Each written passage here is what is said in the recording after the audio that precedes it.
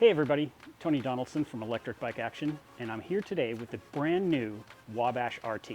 The RT stands for Road and Trail, and this bike is actually much different than the original Wabash.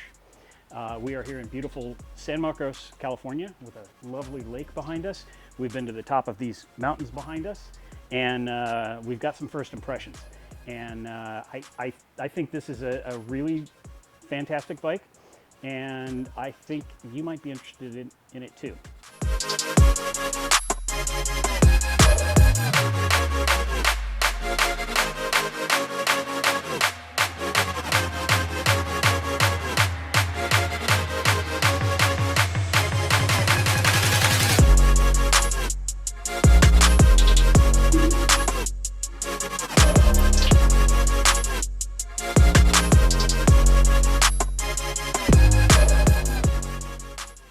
Hey guys, it's Nick Clare from Electric Bike Action, and as Tony Donaldson just kind of introduced the bike, the new Wabash RT road and trail bike.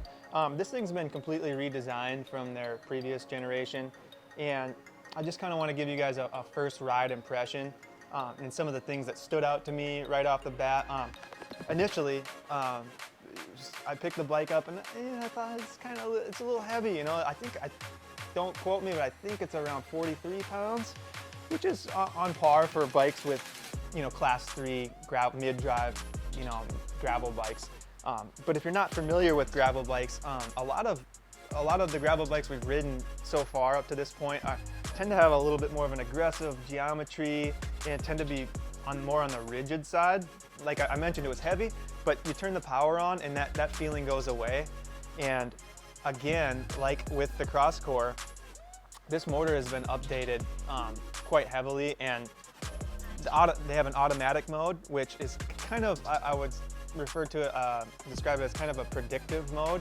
So it kind of knows what's going on, and like if you're on an incline, it knows that they have their new quad sensor,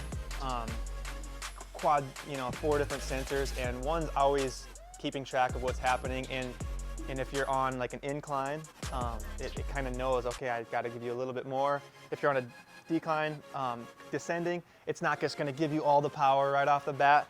So really interesting stuff. And then, you know, the really cool thing about that too is the efficiency that they brought on, because they're still using the 500-watt battery. Now it's in the down tube with the really nice charge port cover. We'll get a shot of that, but there's only one way to plug the charge port in. The cover itself comes out easy, goes back in really easy.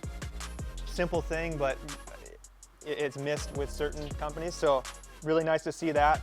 But yeah, the 500 watt is, I mean, we did a 16-mile ride with, I think, you know, 4,000, 5,000 elevation, and I think I used 4 out of 10 batteries, or 4 out of 10 bars on it.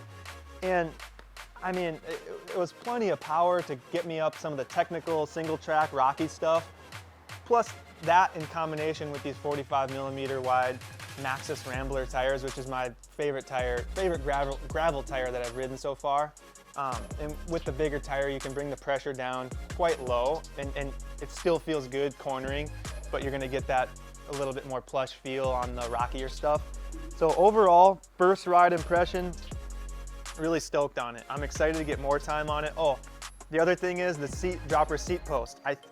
Again, I'm not sure the exact number, but I think it's somewhere around 13mm of travel, actual suspension travel there, which is pretty sweet. And today was my first time riding one of these, so if you don't have one of these, look into them because they're really handy. So we'll see you guys soon. Check us out on Instagram, Facebook, YouTube.